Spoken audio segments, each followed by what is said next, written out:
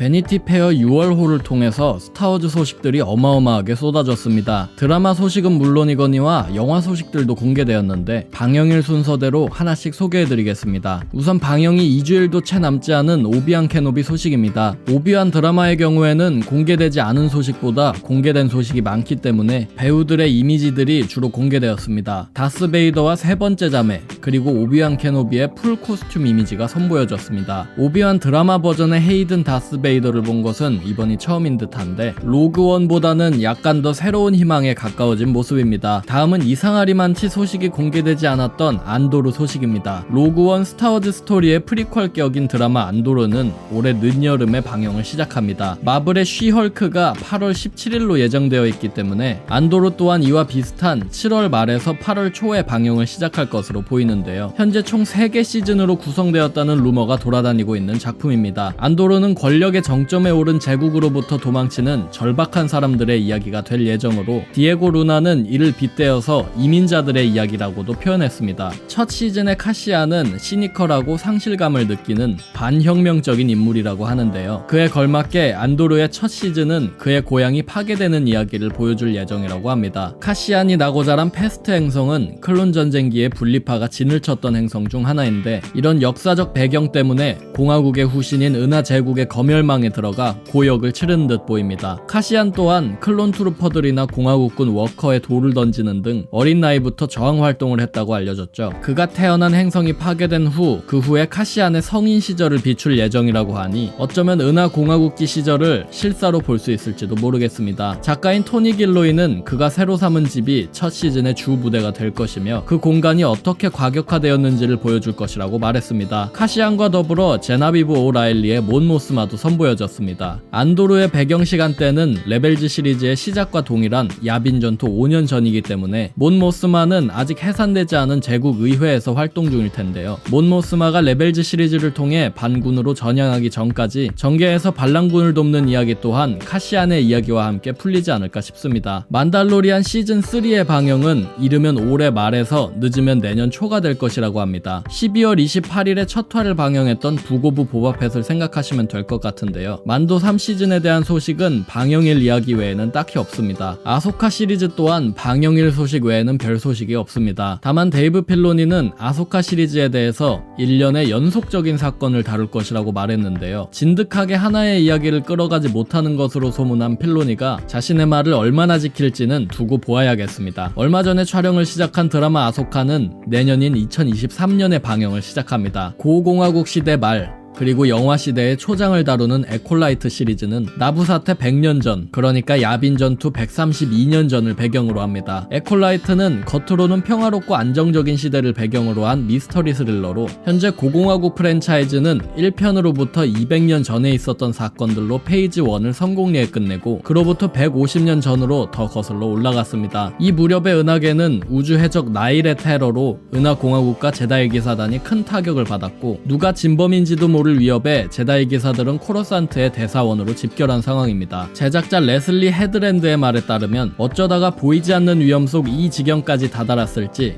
시스가 전개에 어떻게 잠입했고 어째서 제다이 기사들은 아무도 몰랐는지에 대해 항상 궁금했다고 하는데 일련의 사건으로 약해진 공화국과 제다이 기사단 앞에 그들의 최대 위협인 시스들까지 비상하는 내용을 다룰 듯합니다. 시스의 비상을 암시하는 듯한 타이틀과 디자인 그리고 떡밥틀 탓에 시스의 출연을 기대해도 좋을 듯한데요. 이 무려 배인계 시스들이라면 다스 플레이거스나 그의 스승인 테네브루스를 기대할 수 있겠습니다. 영화 소식들도 상당수 공개되었습니다. 우선 루카스 필름의 캐슬린 케네디는 신작 발표들과 더불어 솔로 스타워즈 스토리를 안 좋은 예시로 삼은 말들을 전했습니다. 케네디는 솔로의 부진을 교훈 삼아야 한다고 말함과 동시에 기존 캐릭터들의 새 배우를 캐스팅하는 것이 좋은 생각이 아닐지도 모른다고 말했는데요. 스타워즈가 새 배우들을 하루 이틀 캐스팅해온 것도 아니고 솔로의 흥행 부진이 올든 에런 라이크의 연기력 문제라기보다는 기획 단계에서부터 흥미를 끌지 못할 주제로 시작된 만큼 솔로의 흥행 부진을 교훈 삼는 것까진 좋지만 잘못된 분석 분석을 한 것이 아닌가도 싶습니다. 저는 개인적으로 딥페이크 기술까지 써서 캐릭터들을 부활시키는 것도 신기해서 재밌긴 하지만 다른 배우를 캐스팅해서 그 배우의 연기력과 매력이 기존 캐릭터에 녹아드는 것을 더 좋아합니다. 대표적으로 알렉 기네스와 유안 맥그리거의 합작인 오비완 케노비를 예시로 들 수 있겠습니다. 아무튼 이런 교훈들을 토대로 제작 중인 영화들은 다음과 같습니다. 만달로리안 시리즈를 시작으로 스타워즈 프랜차이즈에서도 뛰어난 역량을 보여준 타이카 와이티티의 영화는 현재로서는 스타워즈 신작 영화들 중 가장 먼저 공개될 것으로 추정됩니다. 패티 젠킨슨 감독의 로그 스쿼드론,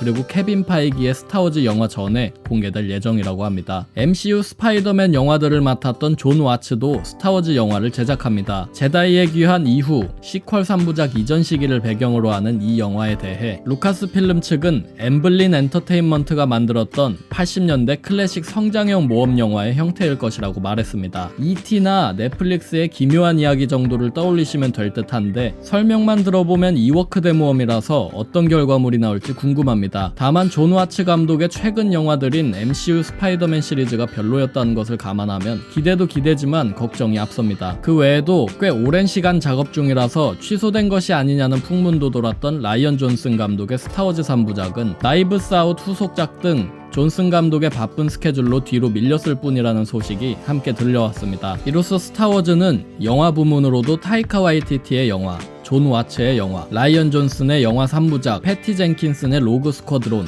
그리고 케빈 파이기의 영화까지 다수의 작품들이 준비 중입니다. 애니메이션 쪽은 이번 셀러브레이션 때 소식을 공개하려는지 소식이 없습니다. 안드로와 비슷하게 공개될 것으로 추정되는 배드배치 시즌2도 방영일이나 예고편이 아직까지 공개되지 않았는데 오히려 차기작 애니메이션인 테일즈 오브 더 제다이의 정보는 공개되었습니다. 애니메이션 앤솔로지인 테일즈 오브 더 제다이는 아마도 비전스 시리즈와 비슷한 컨셉으로 제다이들의 일화를 소개하는 내용을 가진 것으로 추정 중인 작품인데요. 이번 셀러브레이션을 통해서 처음으로 프로젝트가 공개된다고 하니 행사장에서 추후 소식을 전해드리겠습니다. 추가 소식은 미국 셀러브레이션 현장에서 전해드리겠습니다. 이제 일주일 남짓 남았으니 채널 구독하기와 영상 좋아요로 소식 기다려주시면 감사하겠습니다.